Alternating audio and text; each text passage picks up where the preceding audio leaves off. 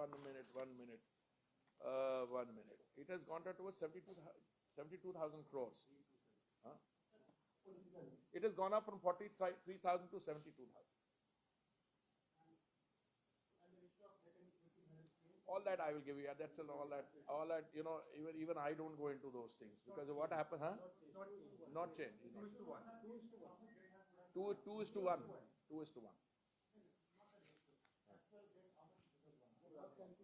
We'll give you all those details. We'll give you all that.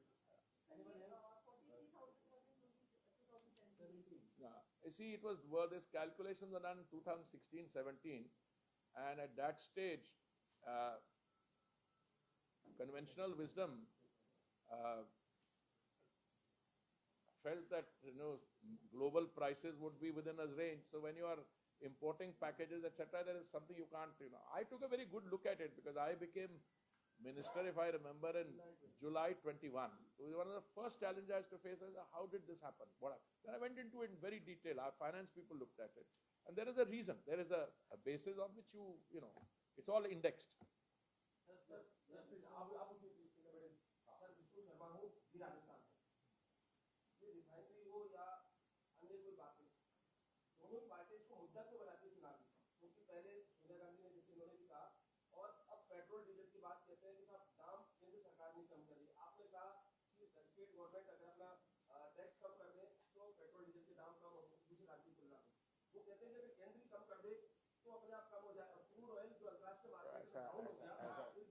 मेरा भाई ऐसा है, मैंने, आप तो शुरू से बैठे हो, आप लेट नहीं आए हो मीटिंग में, मैंने शुरू से कहा है कि मैं कुछ इंट्रोडक्टरी कमेंट्स इसलिए दे रहा हूं क्योंकि मुझसे ये सवाल आज सुबह मेरे को बोला हम लोग इसमें इंटरेस्टेड होंगे, इसलिए दिया। मुझे इसको कोई बनाने के तैयार नहीं, कोई मेरे को मुद्दा बनाने का चक्कर नहीं है। मैं देश भर में जाता हूँ, मैं असम में जाता हूँ, नॉर्थ ईस्ट में जाता हूँ, मैं पंजाब में गया था, वो बठिंडा रिफाइनरी में, कोई ऐसी बात नहीं होती क्योंकि आपकी राज्य सरकार की तरफ से ये बातें उठी तो मैंने I thought it my responsibility कि मैं उसका अब हमारे जो सही फैक्ट्स है आपके सामने पेश कर। That's all. ये तो दिल्ली ब्रिगेड है भाई। हाँ,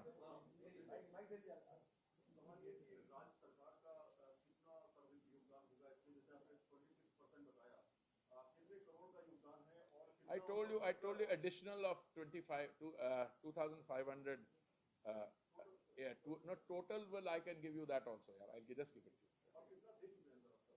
अरे मैं बताया ना जो कितना दे, कितना उनका बनता है, उनका अगर टोटल कॉस्ट अगर है 72,000 करोड़, उसका 26% उनको बनना, कितना दे चुके हम आपको फिगर दे देंगे।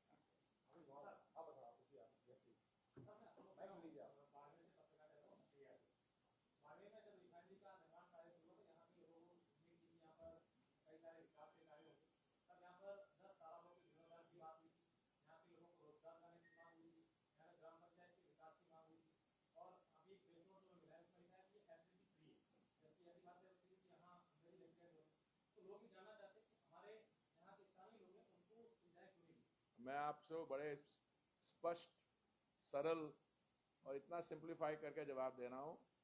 जब माननीय प्रधानमंत्री जी ने इसका शिलान्यास किया 2018 में, तो उस समय हमारा टारगेट था कि वो दिसंबर 2022 तक हो जाता पूरा काम, और जैसे लोगों की आशाएं थी, लोगों की एक्सपेक्टेशन थी, वो जो सब कह रहे हैं वो हो जाता। बीच में 2 साल महामारी आ गई। अब कैसे, उस पर मैं आपको भी जानकारी है।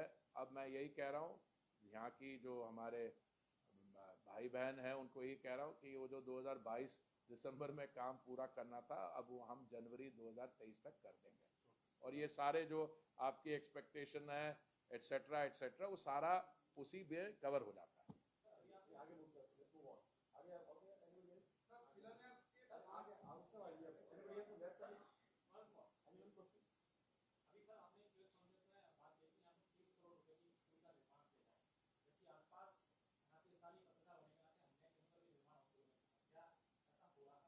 अरे भैया, अगर मैं कह रहा हूँ या तो मेरी बात मान लो, नहीं तो आ जाना। मैं स्कूल में जब शुरू होगा मैं आपको साथ ले चलूंगा। अगर कोई आपके बच्चे की उम्र ज़्यादा होगी, ग्रैंड चिल्ड्रन, उनको भर्ती भी करा देंगे वहाँ पे। नहीं और यार, और 1-2 और। अच्छा यार, अच्छा। अरे मैं तो था ही नहीं मंत्रालय में, विजिट कहाँ से कर लेता।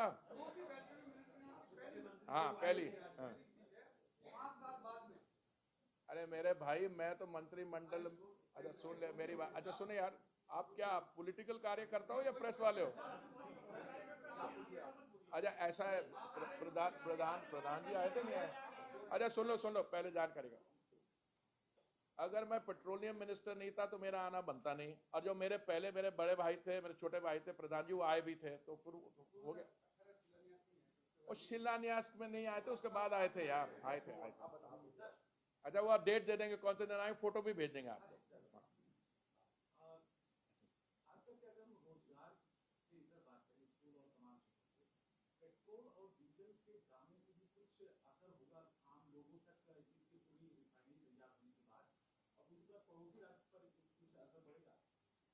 भाई साहब ऐसा है, रोजगार पे जो डिस्कशन है, मैं मेरे पास समय ज्यादा होता तो मैं आपको बताता बजट में एग्जैक्टली क्या क्या मोदी जी ने बोला। मैंने बोला 33% कैपिटल एक्सपेंडिचर बढ़ाया है, 7.5 लाख करोड़ से 10 लाख करोड़ ले गए।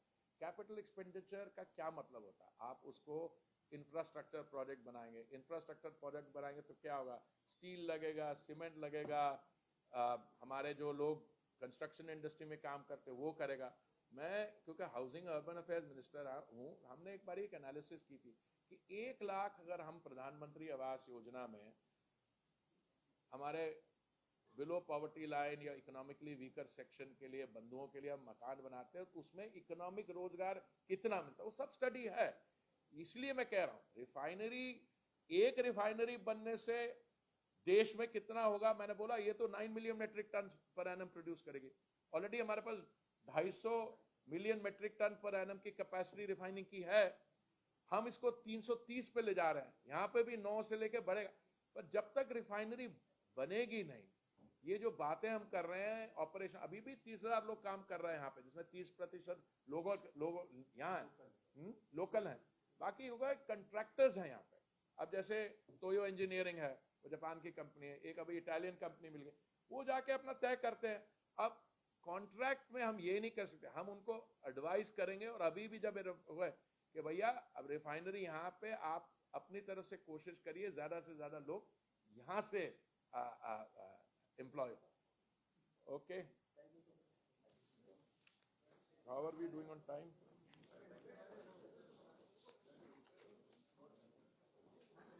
इसका राजीव सिंप्लीफाइड फॉर्म, सवाल पूछ लीजिए। हाँ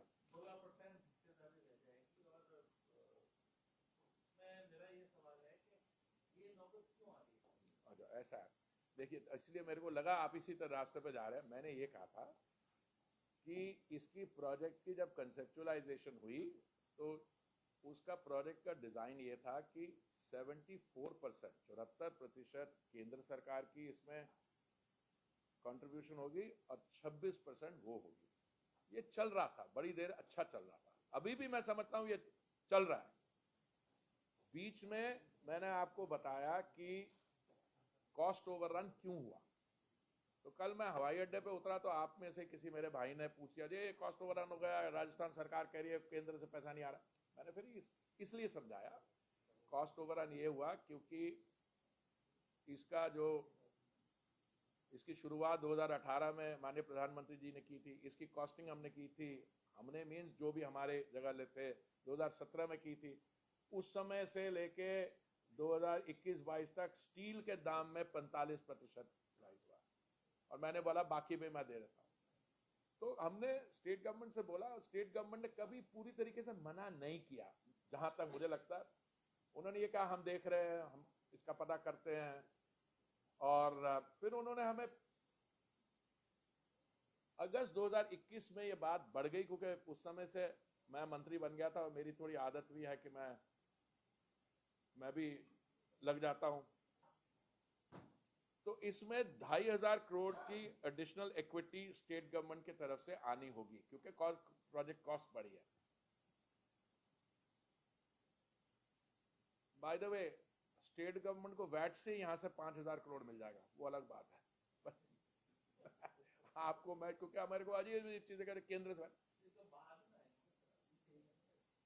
तो मैंने वही कहा, अगर अभी कोई कष्ट है क्योंकि आप नहीं अपने फाइनेंशियल मैनेज कर, तो हमें बोल दीजिए, हम ले लेते हैं उसको। मैंने ये इस स्पिरिट में कहा, पर उन्होंने हमें पूरी तरीके से ऐसा नहीं कहा कि हम लोग हट रहे हैं प्रोजेक्ट से या अपना हिस्सा नहीं दे पाएंगे। थोड़ी देर हो गई है, देरी हो रही है, और इसलिए उन्होंने बीच में ये भी कहा था कि हम, आपकी बात सही है, कैलकुलेशन जो हमने बताया। देखिए, हम कहते हैं अगर स्टील का दाम 45% बना, ना मैं सेट करता हूँ स्टील का दाम, ना आप करते हो।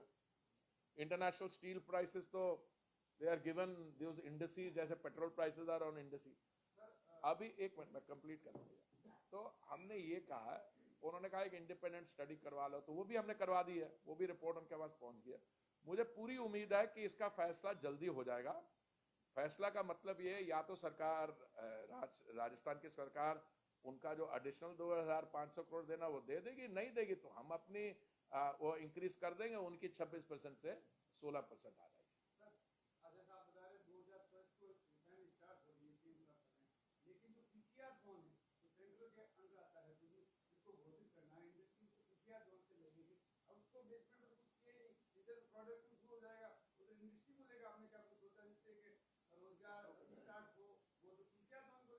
देखिए, ऐसा है, मैं आपको ब्रॉड आउटलाइन बना रहा हूँ।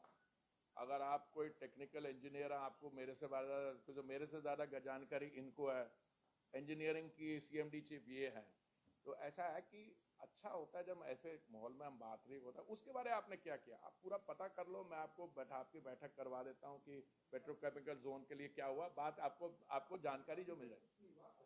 अच्छा, आप अगर उसके एक्सपर्ट है, कुछ नहीं हुआ तो ठीक है, उससे उनसे पूछ लीजिए अब से बाद में क्या हो जाएगा।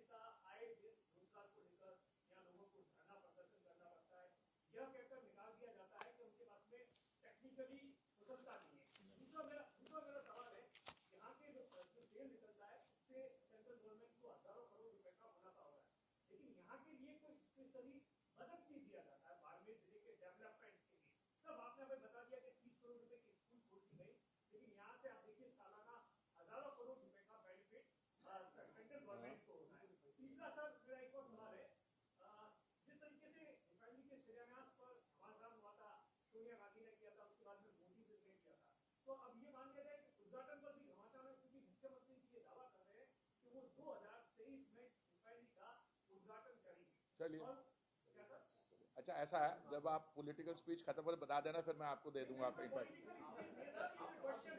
अच्छा ठीक है, ऐसा है, अगर तेल निकल रहा है तो रिफाइनरी लगेगी, तभी तो तेल का इस्तेमाल होगा, नहीं तो तेल कहाँ साहब के बड़े भाई के किचन में भेज दूं? ऐसा ये तभी तो समझा रहा हूँ। इस समय 30,000 लोगों को रोजगार मिल रहा है, और उसमें से कितने बाड़मेर और इस इलाके के हैं वो भी आपको मैं जानकारी दे देता हूँ।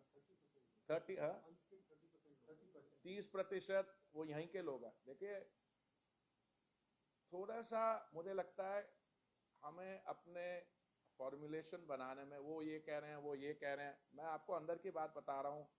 राजस्थान सरकार को 2,500 करोड़ और देना है, उसका पहले मुझे पूरी उम्मीद है अच्छा जवाब मिलेगा।